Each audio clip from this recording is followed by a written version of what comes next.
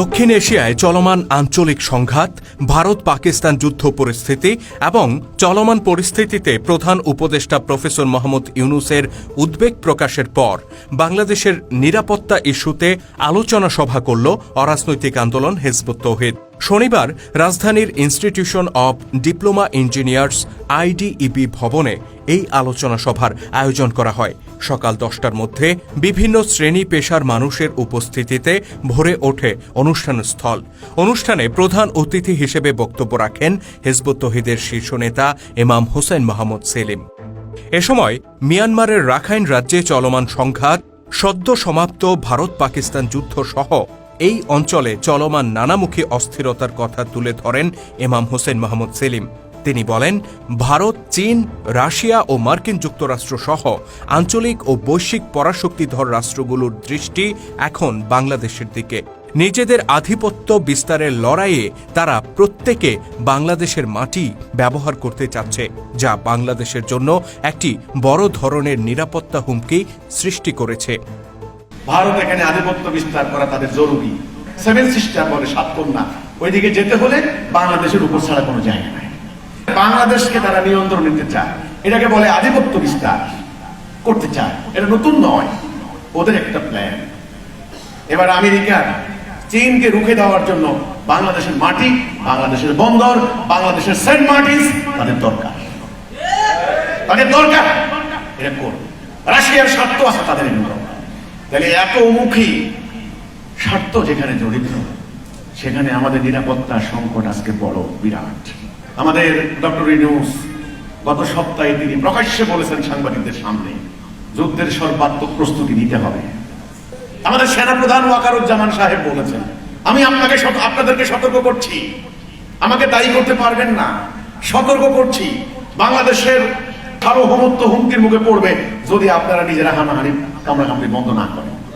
সেনাপ্রধান বলেছেন, রাজনৈতিক নেতারা বলছেন, আমাদের রাষ্ট্রের যিনি এখন নির্বাহী প্রধান আছেন ডক্টর ইউনূস সাহেব, তিনি বলছেন, তাহলে নিরাপত্তা হুমকি হেলাফেলা করলে চলবে না, দুর্বল থাকলে চলবে না, যুদ্ধের প্রস্তুতি নিতে হবে।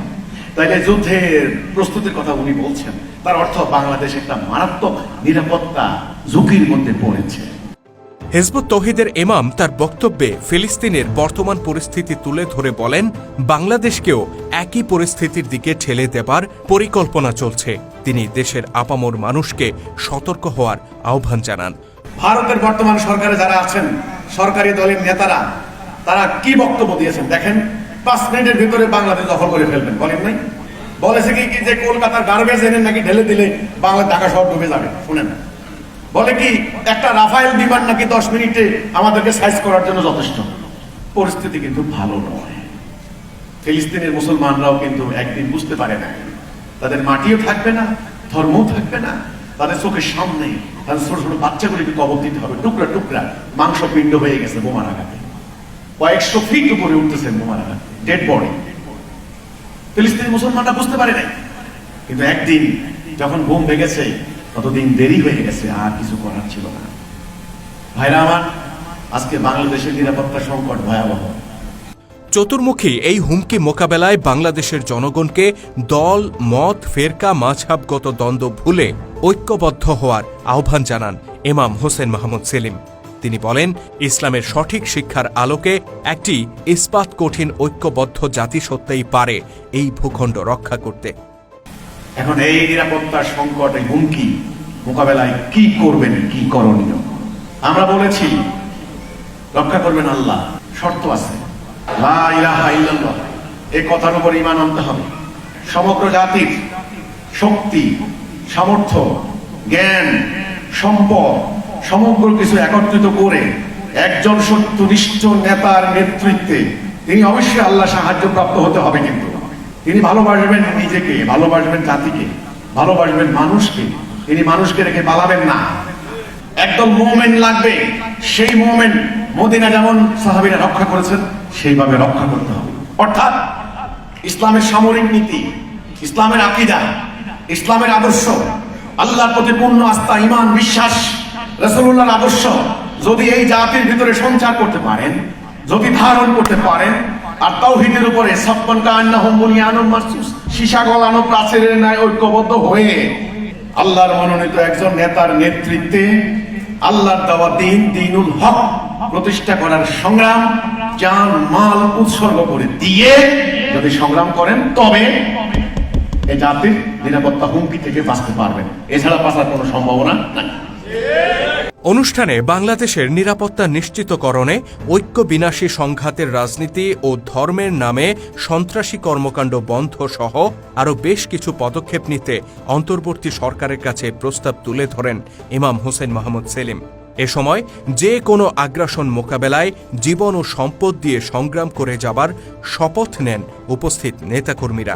উগ্রবাদ নির্বাচন, হিজবুত তাওহীদ দিচ্ছে ডাক, লা ইলাহা ইল্লাল্লাহ, আল্লাহু আকবার,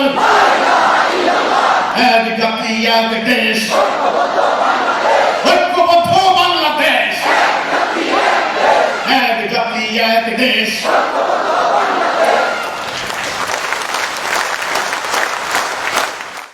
অনুষ্ঠানে ফর্ম পূরণের মধ্য দিয়ে আনুষ্ঠানিকভাবে হিজবুত তৌহিদে যোগদান করেন উপস্থিত কয়েকশো অতিথি। ঢাকা বিভাগ হিজবুত তৌহিদের সভাপতি ডাক্তার মাহবুব আলম মাহফুজের সভাপতিত্বে অনুষ্ঠানে বিশেষ অতিথি হিসেবে উপস্থিত ছিলেন হিজবুত তৌহিদের কেন্দ্রীয় সমন্বয়কারী নিজামুদ্দিন, কেন্দ্রীয় নারী বিষয়ক সম্পাদক রুফাইদা পন্নী, সাহিত্য সম্পাদক রিয়াদুল হাসান, নারী বিষয়ক যুগ্ম সম্পাদক আয়েশা সিদ্দিকা, ঢাকা বিভাগীয় সহসভাপতি আলামিন সবুজ, সাধারণ সম্পাদক ফরিদ উদ্দিন রব্বানী প্রমুখ।